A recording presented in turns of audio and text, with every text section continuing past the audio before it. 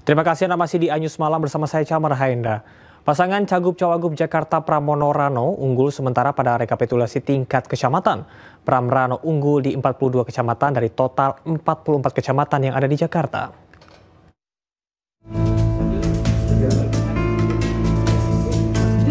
Tim pemenangan pasangan Pramono Rano mengklaim menang telak di seluruh kecamatan pada Pilkada Jakarta 2024.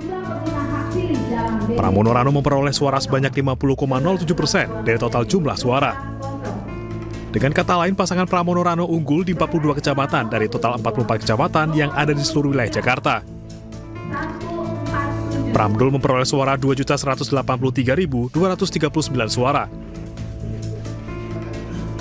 Pram Rano unggul merata di seluruh kecamatan, terutama Jakarta Barat dan Jakarta Selatan. Pasangan nomor urut 3, Mas Pram Bangdul,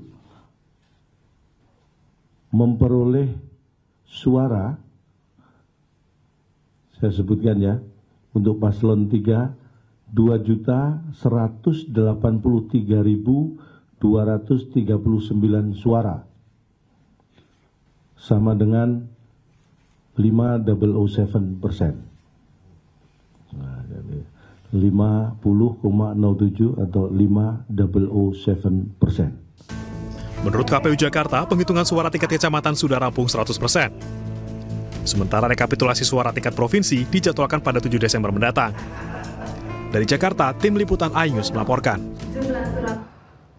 Pemirsa, relawan pasangan calon gubernur dan wakil gubernur Jakarta nomor urut 1 Ridwan Kamil Suswono berunjuk rasa di depan KPUD Jakarta.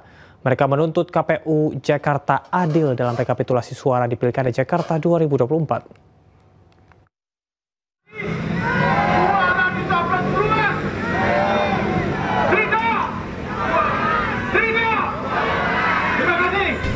Masa pendukung pasangan Ridho menyampaikan keluhannya kepada KPU Jakarta atas penyelenggaraan Pilkada 2024. Mereka menilai banyak ketidakadilan yang terjadi dalam Pilgub Jakarta. Arif Rahman selaku koordinator relawan dan Ormas Ridho menganggap ada ketidaktransparan dan manipulasi dalam Pilkada Jakarta, salah satunya di wilayah Jakarta Timur.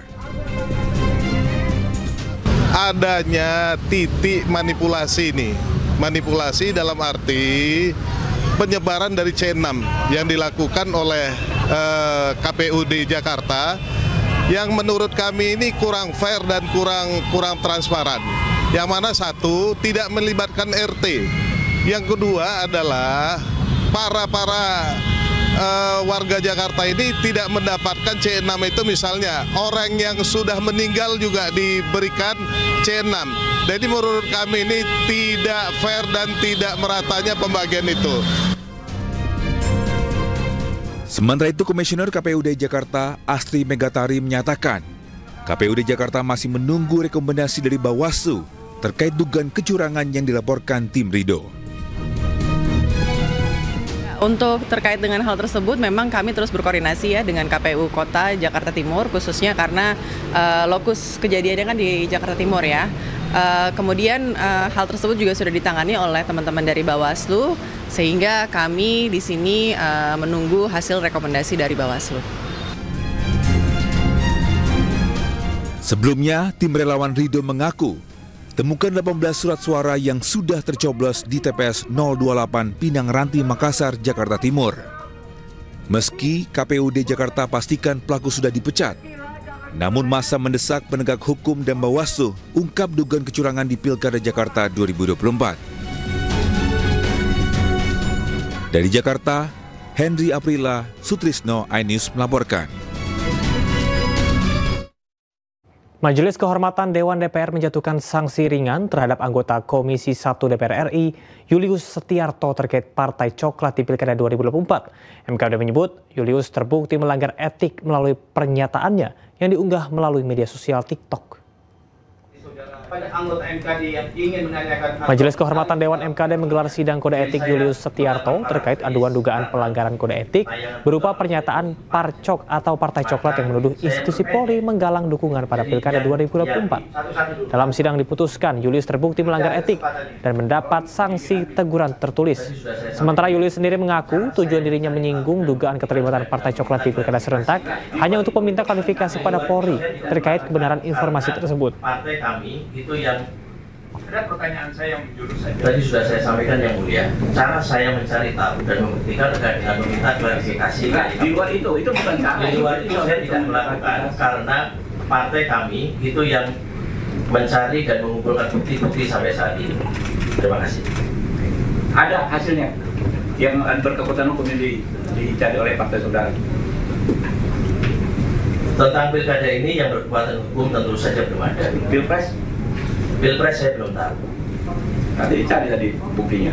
Tidak ada belum? Ya, tetapi saya kalau tidak setiap hari ada di desk Pilpres atau desk Pilkada, saya tidak tahu. Cukup. Sebelumnya ramai istilah Partai Coklat mencuat, diduga merujuk pada instansi Polri yang diduga mengerahkan aparat untuk memenangkan kandidat tertentu dalam Pilkada 2024. Sejumlah elit politik memberikan tanggapannya terkait dengan hal tersebut.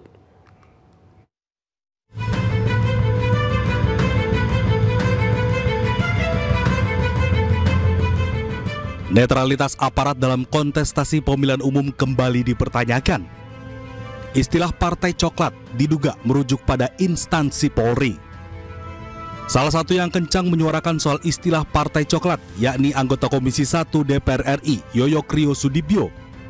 Hal tersebut disampaikan secara terbuka di forum rapat Komisi 1 bersama Menteri Pertahanan Syafrin Syamsuddin dan Panglima TNI Jenderal Agus Subianto. Di media ini yang lagi kencang-kencangnya ini Pak, katanya ada partai baru. Apa partai baru? Partai Coklat. Nggak mungkin kalau kita nggak tahu kok.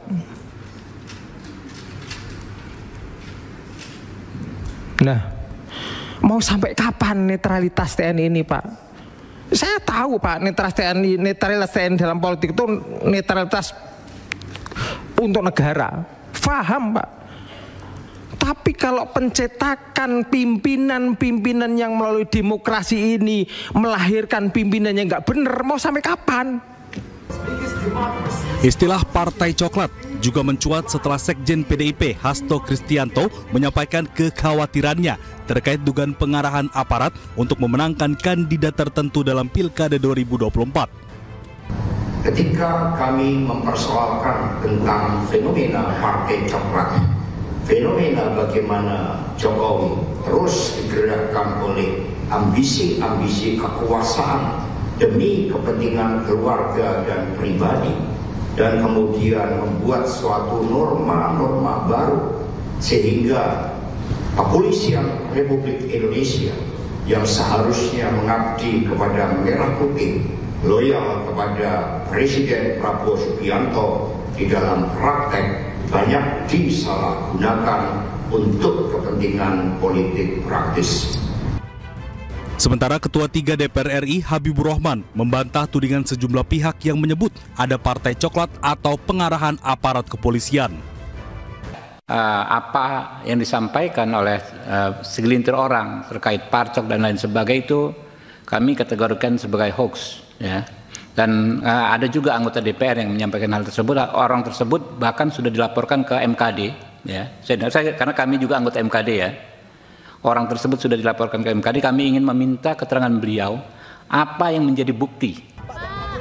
Sementara Presiden RI ke-7 Joko Widodo menanggapi soal Partai Coklat dengan meminta untuk dibuktikan bukan hanya tuduhan. Dibuktikan saja, jangan hanya tuduhan-tuduhan, karena kan ada dilaporkan saja ke Bawaslu, kan ada mekanismenya, atau dibawa ke MK, kan ada mekanismenya. Meski demikian, istilah Partai Coklat mencuat bisa saja sebagai pengingat institusi Polri, sebagai aparat keamanan sipil dan penegak hukum, atau memang hanya tuduhan tanpa dasar. Tim Liputan iNews melaporkan. Sementara itu, Ketua Komisi 3 DPR RI Habibur Rahman menyatakan bahwa usulan PDI Perjuangan terkait posisi Polri di bawah TNI atau Kemendagri ditolak. Habibur Rahman menyebut mayoritas fraksi di Komisi 3 tegas menolak usulan tersebut.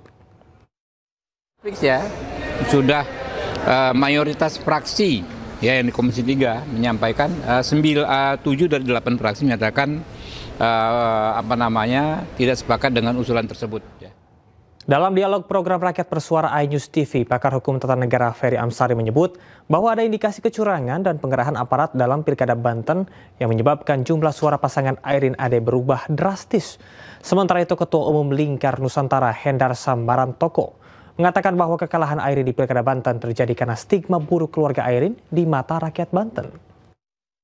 Indikasi misalnya Banten ya yang sedang heboh ya, yang karena angkanya tidak masuk akal ya. Itu Pak Datua Tif adalah fenomena keajaiban ke-7 dunia. Sudah jadi ke-8 ya karena di Banten.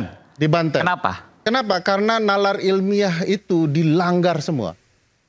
Tidak ada dalam perspektif ilmiah perpolitikan terutama pemilu orang bisa dijungkir balikkan dalam hitungan tak sampai 1 bulan.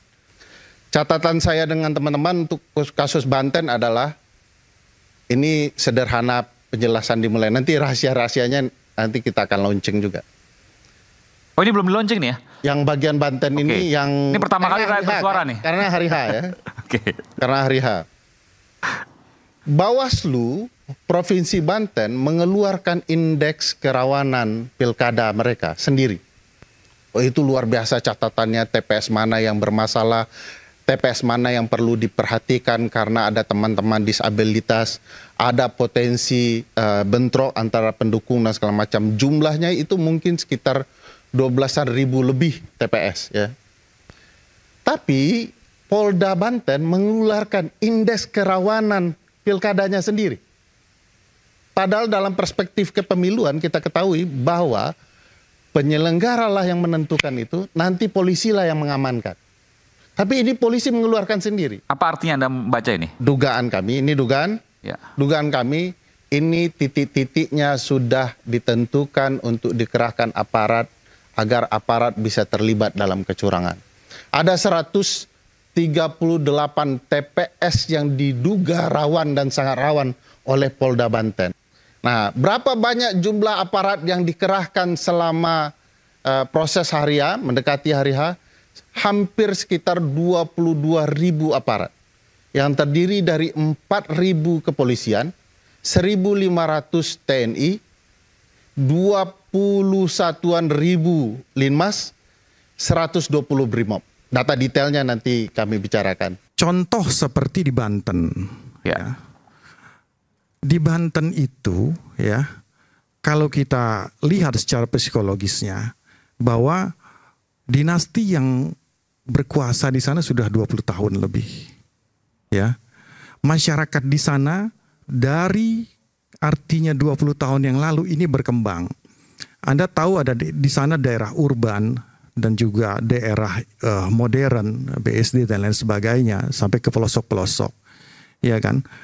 Yang mereka lihat itu stigma yang ada pada sosok yang ditampilkan pada saat itu.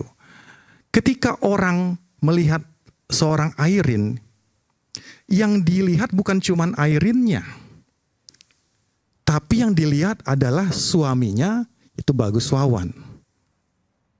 Yang dilihat kakak iparnya Atut, yang kedua-duanya notabene adalah mantan terpidana korupsi. Itu yang pertama. Tadi menarik, kalau seandainya surveinya tiba-tiba berubah, yang tadinya Airin tinggi 77%, kan jomplang sekali, tiba-tiba kemudian berbalik pada saat pilkada, bagaimana penjelasannya? Banyak sekali teori yang mengatakan hal tersebut. Banyak sekali contoh kasus ya di beberapa daerah, kepala-kepala daerah yang... Teorinya apa Mas? Coba tadi banyak sekali teori kan, kasih satu aja teorinya. Ahmad Ali di Sulteng. Ahmad Ali Sulteng. Jelaskan nama publik. Ya bisa kita jelaskan bahwa di sana dia leading, kemudian dia kalah. Nanti Itu bukan ini bukan teori, sekedar itu empirik, leading, Mas. tapi membalikkan suara 77%. Ya, Anda boleh ubah 32 menjadi. Anda boleh ya berlindung di balik frasa-frasa akademik seperti itu. Sebuah minimarket di Kota Bekasi, Jawa Barat ludes terbakar. Diduga kebakaran akibat korsleting listrik. Anyus Malam segera kembali.